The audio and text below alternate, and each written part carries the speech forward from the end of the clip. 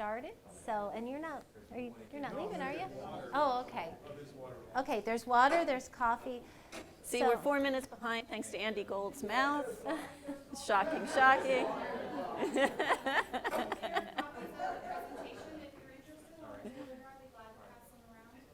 Okay, great. And I anticipate we're going to have more folks kind of wander into the session. But one of the things that we want to do is, Jean, we're getting started. We've started. So that's okay. That's no worries. We just want to begin first by introducing ourselves. I think we know many of the people in the room, but some of you are new friends and colleagues that we haven't met yet. So I'd just like to introduce myself first. I'm Becky Corbin. I'm the president and CEO of NACCE, and I'm delighted to say this is our new home, so we're very excited about that. I hope at 4 o'clock you'll join us upstairs. We have a beautiful cake and some special giveaways and some special remarks. And we'd also love to show you our new office, which is beautifully decorated, thanks to Natalia and Ann Strickland, who is in the back, who's our new vice president here. So I'm going to turn it over right now to Beth to introduce herself, and then we're going to do a little icebreaker, and then we're going to dive into our workshop. There you go. Thank you, Becky. So I'm Beth Kerly. I am an associate professor of business and entrepreneurship at Hillsborough Community College in Tampa, Florida. And I am just so excited and honored that I get to present with the president of NACCE. How cool is that? I don't know how that worked out, but I'm really jazzed about it. And I'm really excited that we got to come to the housewarming of NACCE here at Wake Tech. So to be a part of this day is really cool during National Entrepreneurship Week. So we've been sitting for a couple hours. Some of us have been here since 1 o'clock and getting some really great information. So I am going to do a little icebreaker with everyone, and that will require everybody in the room to please take out your cell phone. So yes.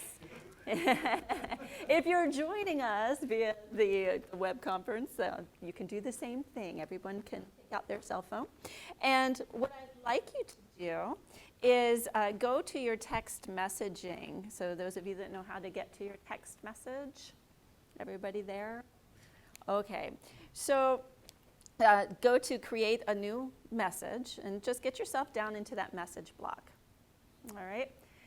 So does everyone know how to find an emoji? Does everybody know how to do that? So let's say you were going to text an emoji. So I want you to open up your emojis. Those of you that don't know, a little smiley face on your keyboard is if you're an Apple user. All right, so here's what I want everyone to share with the group. The upper left corner of your emojis is the emoji that you use most often. So I want to hear what emojis are used most often from all of you. So for me, or most often or the most recently used. The one most often for me is just a big fat smiley face, like this really grinny, teethy smiley face. But I gotta say, the one that's right next to it, the one that I used most recently, was one that has the mask on because of the coronavirus. So anyway, so you guys, what's the emoji that you use the most? A thumbs up. Another thumbs up. An angel. Oh, that's so nice. A dog. A dog. Gold. Which one? The same as yours, the smiley face, but next to it is a dartboard. That's kind of scary. Okay, we'll talk to you after class. Anybody else? What are some of the other emojis? Mine is heart eyes. The heart eyes. Oh, the heart eye. Somebody's in love. David? Thumbs up? Crying laughing. Crying, laughing. Okay, Becky, you haven't spilled. Yeah, mine's a big heart. I use a heart all the time. So Okay. I'll attest to that. Well, I got to say, when I did this with the middle schoolers that are in the Verizon Innovative Learning, it was pretty funny because some of them had like the throw up faces and stuff. So yeah, it was pretty telling. So depending on your audience, this little icebreaker is very different. So I'm happy to see lots of thumbs up and hearts. We're a very loving, loving group that we have here. No, All right, it's so great. we will get started. We're going to get started. Yeah. So Do thank you, have it? Beth, for kicking us off.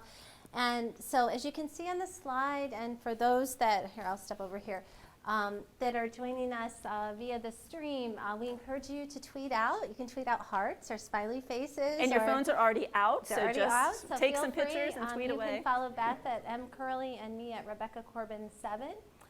So our goal is we only have an hour together, but we really want to engage and share with you. And I thought that was a really great icebreaker, because the heart is, when I think about entrepreneurship and design thinking, for me, it all begins with empathy. So it begins not so much thinking up here, but really getting into someone else's shoes. So we're going to go through a couple slides, and then Beth is going to lead us on an experience. But I want to start with a super short story, which is really powerful for me. And it's part of, if you think about empathy and connecting with other people, part of it is truly opening your heart to different experiences. So anybody in the room ever heard of the Sankofa bird? Nobody, okay. So this is a bird that is from Ghana, Africa. So you've probably heard about our Verizon Innovative Learning Program. We enlisted Community College in Pittsburgh to be a member, and the man who is running the program is from Ghana. So I went to the NACCE conference, and I had this really cool pin on that I bought at a vintage shop. I had no idea what it was. And it turned out it was shaped exactly in the shape of the Sankofa bird. And so this man came running up to me, and he said, I'm from Ghana, and Sankofa, and I was like, what are you talking about? I don't even know what you're talking about. And what I found is I Googled it online, and I encourage you all to do this, and if you don't know how to do that, I'm sure Katie can find us something at the library about this. But the Sankofa is a beautiful bird, and the story, as you can see, its neck goes backwards. So this is a more colorful rendition, but it's grabbing a blue egg. So when you look at what that means to people in Ghana, it's go back and fetch it. We must look back to the past so that we may understand how we became what we are and move to a better future. So I like to spend a lot of my time looking forward. We had a staff meeting, and there's a little man on a boat with a thing, and that's where I like to spend my time. But my business coach that I've been working with for 7 months says, Becky, you've got to understand your own story. So it's not even connecting. Before you really can connect with others, you've got to connect with yourself. So when you want something really cool to think about, do that. So Beth and I came up with these objectives for today. So number one, you learned something new you didn't know about before. We're going to network with others and do some activities where we're going to teach you about design thinking. And then we want to explore the application of design thinking to an opportunity or a challenge in your community. So what we're hoping that comes out of this is that you get really inspired by design thinking, and whether it's a community group, your church, your friends, your business, that you engage with this. So I'm going to do my quick rendition, and then I'm going to turn it over to Beth to do the activity. But Andy mentioned this during his presentation, this idea of effectuation. And as we've kind of grown together as a community and launched lots of new programs and raised a lot of money and gotten new members, it really has all started through this entrepreneurial mindset, which we call effectuation. And this would be another thing I'd highly encourage everybody to Google and learn more about. But Sarah Sarasvathy is a researcher from the Darden School in University of Virginia, and she's a very thoughtful person who's done a lot of research, and this is essentially the model that she came up with. So as Andy and Beth and other colleagues and I have been going around the country training presidents, working with chancellors, working with middle school students, this framework really works with everyone. So whether you're a business person or you're somebody in another discipline that wants to start a business. So I'm going to touch on these and immediately turn it over to Beth, but you can see the first step in effectuation is bird in hand.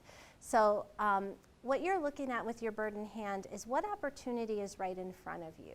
So when we see NACCE, national organization, moving to Wake Tech, we have so many birds in hand, like I would be crushed under the weight of the opportunities because we're in such a vibrant ecosystem. So rather than focusing on what I don't have, we're not in Silicon Valley, we're here. I'm going to focus on what's in hand. The second one is affordable loss, and it's beautiful dovetail to the financial piece, because if I want to start something new, I'm either investing money, I'm investing time, maybe I'm investing my reputation. And I tell this longer story about my NACCE journey, and there was sort of this, kind of really profound thinking that our finances needed to change. And is NACCE going to go up and go big, or are we going to get really small and kind of cling on to the past? And so I had to think about this because it was no guarantee it would succeed. So what am I risking? Number 3 is amazing. So I hope you take the little tour of our office. You'll see a beautiful quilt on my wall. And I think about Crazy Quilt all the time because I think of the traditional way that businesses were formed. You know, it's hierarchical, and you have the boss, and you have this person. Well, in effectual thinking, my best collaborator might not be the man over here with the PhD or the, you know, accomplished entrepreneur, philanthropist over here. It might be a student. It might be a middle schooler that has really interesting information and knowledge, or it might be Katie because she works for the library, or it might be Cherith because she knows about business. But the beautiful thing about a quilt is that you're knitting things together. So it doesn't mean that my voice is more important than Beth's, that I, you know, need this, but it's a whole way of thinking about things differently. The 4th principle is lemonade principle, and I love how people in NACCE land celebrate failures. And that's when we had an earlier meeting and Chip was talking about, man, I just failed so big. But what he did, and he'll tell you the story later if you want to at the reception, but he had this grand business idea, and he was very honest about the fact that, you know, maybe he could have made different decisions. But what did he do decades later once he had become a truly successful businessman? He went back into that community and invested in the community college, and they're now going to be part of this amazing national initiative. So the last one is pilot in the plane. Everyone has their own rendition of this, which is really, I look at it as focus on what you can control, not what's behind you, because you've already done that reflection, but how might you move things forward. So I'm going to turn over to Beth to lead us through the activity. Oh my goodness. All right, here we go. Now I feel like you, Andy, because it's not clicking for me. The center one? Oh, I did it. Okay, so just a little wrap up on effectuation. Becky did a beautiful job of going over the different. I actually tried to help you. You laughed at me when I was. Well, yeah, that's our thing. Anybody that knows us knows that. So the following up on what Becky was talking about with this mindset of effectuation is that that the future is not only unknown, but it's unknowable. And is there a framework that can work us through being able to take action and make these entrepreneurial journeys happen? So those techniques are the 5 principles, which Becky went over, so I'm not going to go ahead and repeat them. We'll just keep on cooking here. So who here is already familiar? No, I'm going to do this a different way. Who has 0 experience with design thinking? 0. No experience with design thinking. So good, about 4 of you, fabulous. Who feels that maybe they're a novice at design thinking? Okay, a few more. And then do I have any expert design thinkers out in there? Andy, raise your hand. You absolutely are. Okay, so that's good. That lets me know kind of where I'm working here with this whole idea of design thinking. So just think of design thinking. He's trying to be disruptive in my class, and I'm not going to let him. So think of design thinking as a way of problem solving. And there are specific steps that we can go through in order to come up with some creative solutions to design from the customer's point of view. So it's customer-centric or user-centric or the person who has the problem-centric, however we want to look at this, because in not all cases are we necessarily designing something for a customer. Of course, when we're in the classroom teaching entrepreneurship students, yes, we're probably dealing with customers' problems, but that's not necessarily the case. This really can be applied to any situation, all right, this way of problem solving. So the design thinking process, there's a few different models that are coming about. This is the traditional model of design thinking, which is a 5-step process that takes us through empathy, defining a problem, ideation, prototyping, and testing. And that you don't do this necessarily one time. All right, this is something that keeps on going and going. You're going to prototype, test, and then go back, prototype and test, go back and change and iterate. This particular way of design, in its purest form, can take months. And we have less than 45 minutes to go through the process. So to take a deep dive, there are design thinking teams that can go out into communities and do this over a long period of time, where we can get deep empathy with the person whom we are designing for. If some big, scary problem that we're trying to address, we may need to take a deeper dive and spend a lot more time in the empathy stage. So what I'm going to try to do today is I'm changing it up a little bit. Even my colleague here, who is with me quite a bit, doesn't know what I'm up to today. We usually do this in teams of about 5 people. Because we were limited, we have some constraints today on time and the number of people in and the varying levels of knowledge about design thinking. What I'm going to do is take you through the process in teams of probably 3. So when we start breaking up into teams, we're going to do it in 3s, and we will see how this goes. I'm going to hope for the best, and I'm going to keep you on tight time limits. Whoa, whoa, whoa, I got crazy with that thing. Okay, so when Becky and I first talked about doing this particular workshop, we did want to concentrate on a community problem. Again, because I really think it's important to understand the process, we're going to simplify it down so that you can now take the process out and address that community problem. So we're going to do something really simple so that you learn what each of these steps means, how you can apply the principles out in your own organizations, your own lives, in order to implement. So step 1 is I need everyone to come together in groups of 3. So let's do that first. Decide who your 2 other team partners are going to be.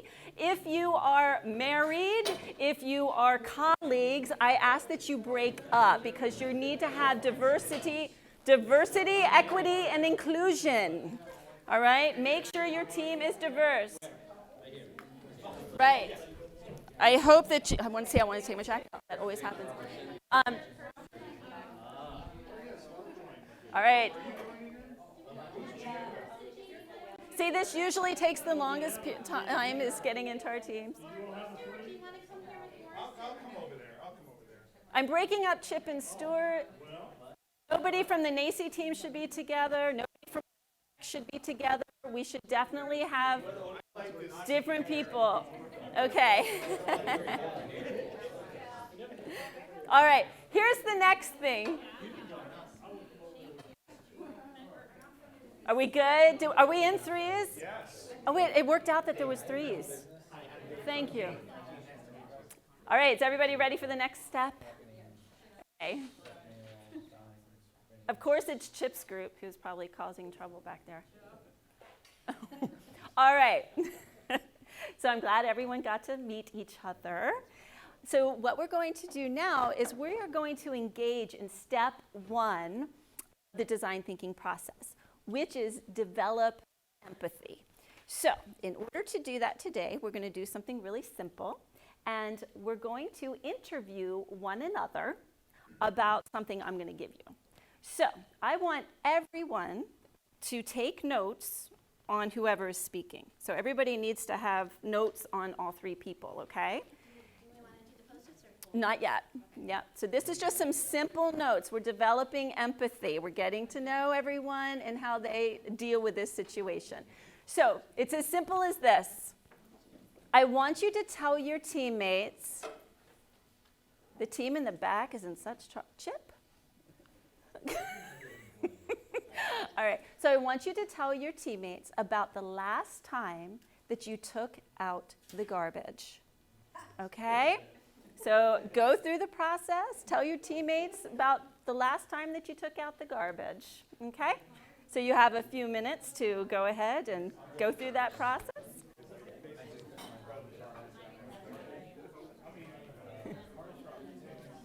And this is when we were going to show. Okay, groups. Woohoo, groups.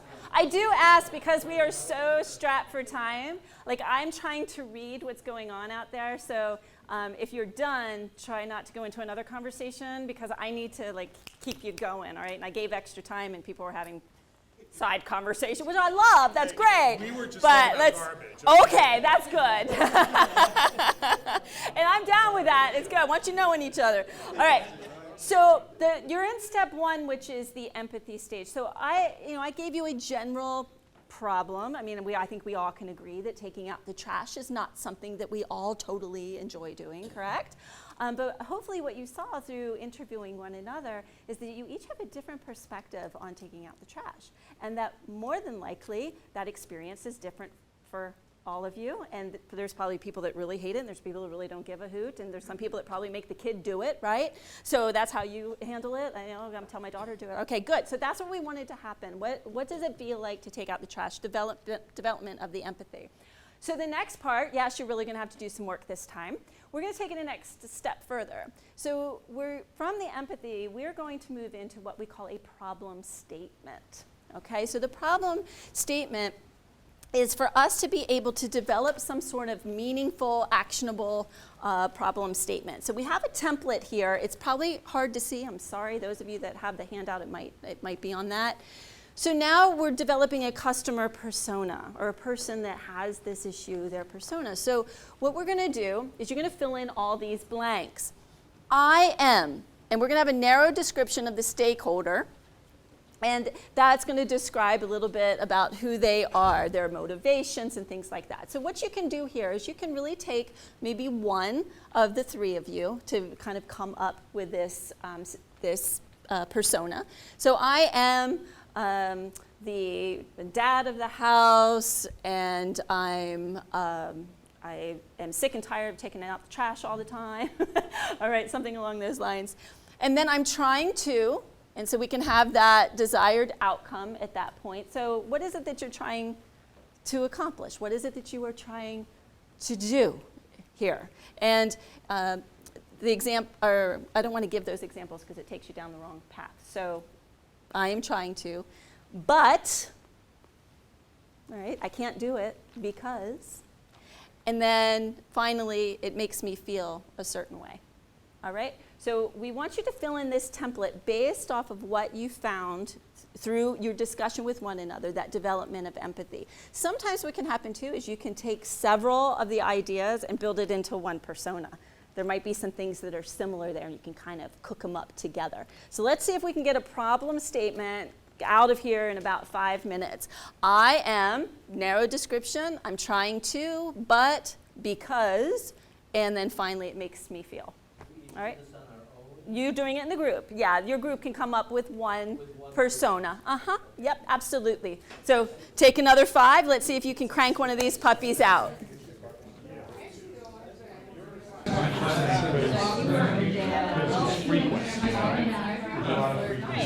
So now you have a nice little template there with our customer problem statement template.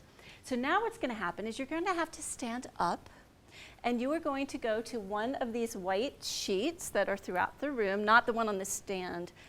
So there are 3 windows. There's one here, there's one up here on the whiteboard, and one over there. And you have to put up on the white sheet with your marker what we call a how might we statement. So you're going to pare down your customer problem statement into a how might we. We use how might we because it doesn't limit our thinking. We're not thinking about solutions here. We're trying to identify the problem. So how might we blank? And you can use any of the ones that are up there in the template to help you decide what how might we is. How might we encourage a teenager to take out the trash? All right, so that's where we're going next, is your how might we statement. So everybody stands up, and everybody sitting, find a piece of paper, and give me a nice how might we. And please write that at the top, how might we. Taking out the garbage. Are our sheets covered with stickies? Taking out the garbage. Who has the most stickies? You're gonna win something if you do. Who has the most stickies? They have 6. How many guys have? 9. All right. They've got, ooh. I like you, Lee. You're my pets over here. 2, 4, 6, 8, 10. They got like 12. 12. Oh, Becky, we're going to be giving away some prizes. Look at that. Okay. We have 22. 22. How many do we have? All right, we're going to have the top 3. Oh, no, it's one team because there are 3 in a team. So the team of 22. All right, so next step.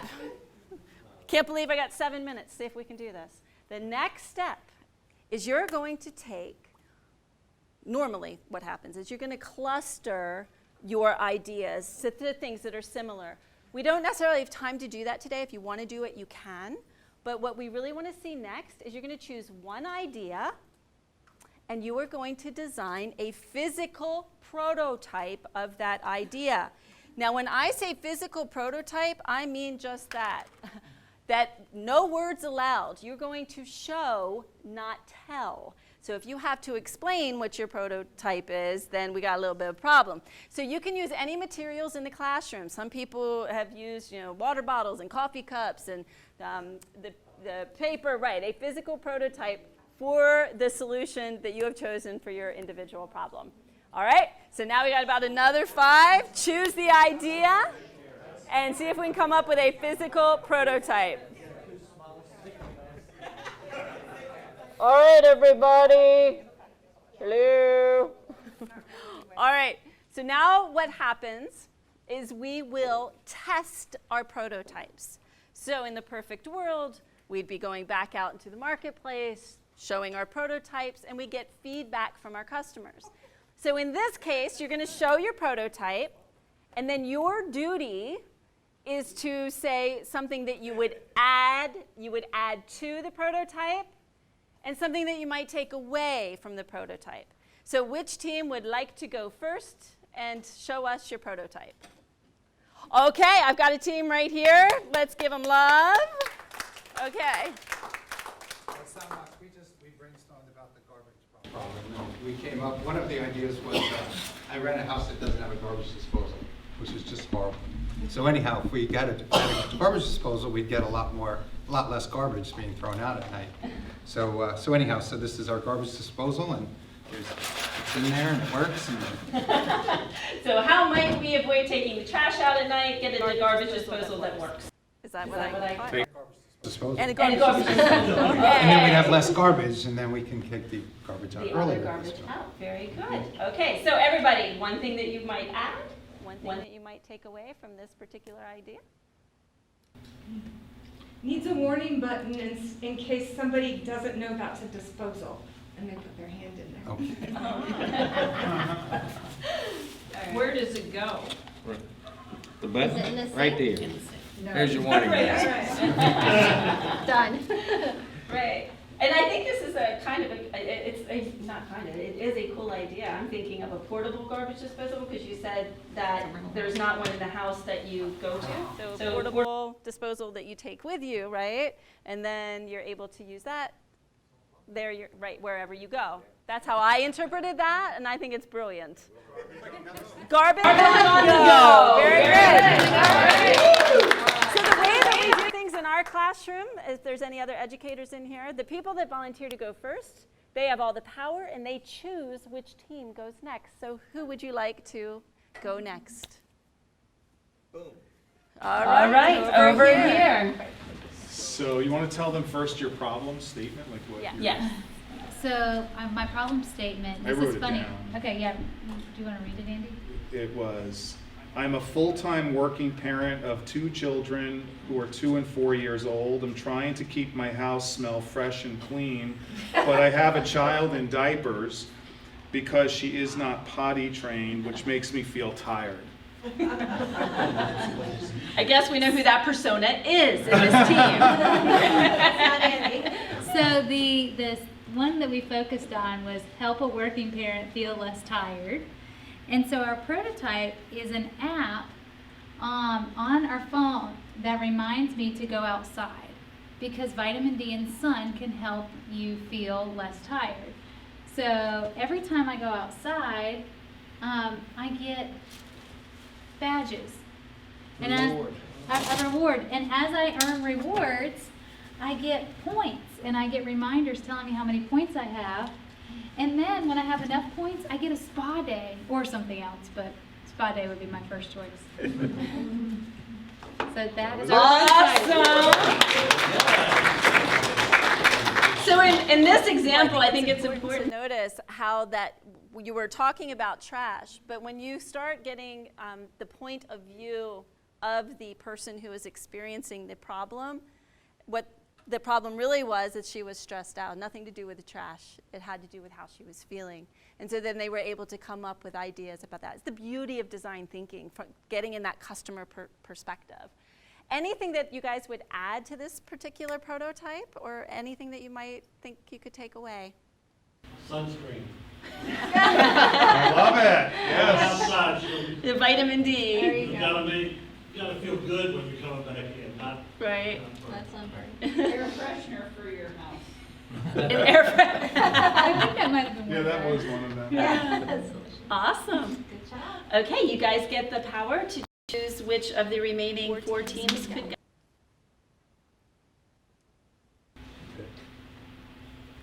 Okay. How about you guys? Is the middle team here? And, yes. Middle team. Middle team, Chip's team. No, no is a Is definitive. there a problem? Yeah, the Yeah, problem. Well, so the problem is, my wife and I both like to take the trash out. So the problem really, because it's so, Evidently has been faking that.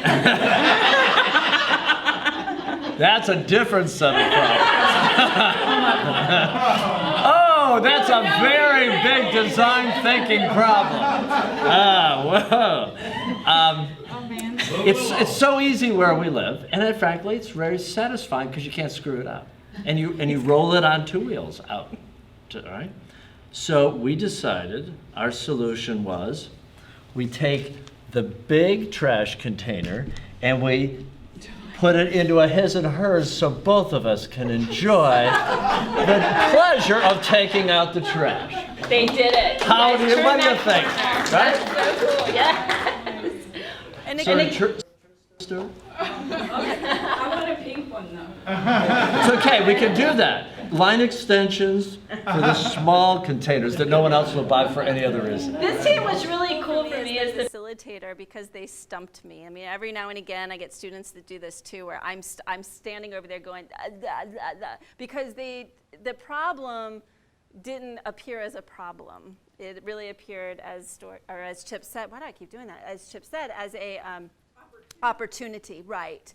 And I know that's how you guys think, and it was great. So we were able to see that the problem was they both want to do it, and here's a cool solution to that. Anything that we could add or take away? Yes, I would add putting like a nickname that you have on your personalized trash can. Like for you, Customization. the customization, like yours might be Junkyard Dog, for example. Yes. That was good. All right, you guys have the power. Who goes next? I think we have 2 teams left, here and here. Okay. So our problem statement, I am a parent, I am trying to keep my house clean, but I have kids that make art and they want to keep it because they are proud of their artwork, which makes me feel guilty, sad, and frustrated. So how might we not keep everything? So we have a supply area, an art area, and a trash can, and they have to stay within those shapes. Boundaries. Boundaries. So they get to define. Yeah, so it's a very small area which they can keep stuff, or if it doesn't fit there, they have to decide it goes either to trash or it goes to reuse something. What I like about that solution is that you've taken the decision making and put it in the user's Yes. Yeah. benefit. Therefore, You don't feel guilty anymore. poof, gone. Right. Yeah. Which is part of the problem statement. She felt guilty. Correct. And so now we have relieved that pain point through this particular design. You got it. Yeah. All right. Last one over here. All right. No, they haven't gone either, Beth. Oh, we have another. I'm sorry. Second to, you guys choose. We gotta wrap up in like Okay, All right, quick. so our problem is that we have a dad who was on vacation with an infant and no diaper pail. He was trying to develop a process for getting rid of these 6 diapers or so a day. And he felt frustrated, puzzled, and wanted to be innovative. So the first solution was to train the child to be potty trained for vacation. The second solution is a very fashionable portable diaper pail with holes for breathing that you can put outside until it gets full and then take it to the dumpster. Just because of time, we may have to skip the ad and takeaway, but I think we all liked that very much. All right, our last team up there. Okay, our problem is that Katie has 2 cats, which are not hers. They were not her niece, second niece, wanted the cat, so Katie, out of her loving heart, took the cat in. Now she has all the cat issues to deal with, the cat litter to deal with. And so ultimately, how do we solve the frustrating, because it made her feel frustrated, she has the cat, how do we solve that? So the easiest, most designed solution is to have El Gato, Felix, real name, withheld to save the innocent, to go through a door that goes outside. It can go outside and go do its business and then come back in and train Leon, or Kennedy, the cats, to go outside. One of them goes out, the other one doesn't. So the one that's staying in is causal of the problem. So we're going to have Leon go outside and do his business. That's our story, and we're sticking to it.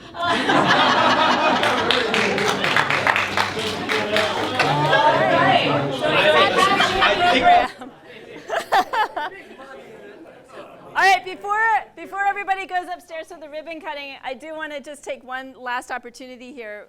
We presented Effectuation with design thinking on purpose. The idea that you could take any of these prototypes and based on who you know, what you have, your bird in hand, you could really go and implement these today. And so that's what's really, really powerful about both design thinking and Effectuation together. You all did a fabulous job. We did it in an hour and 10 minutes. That is killer. Good work.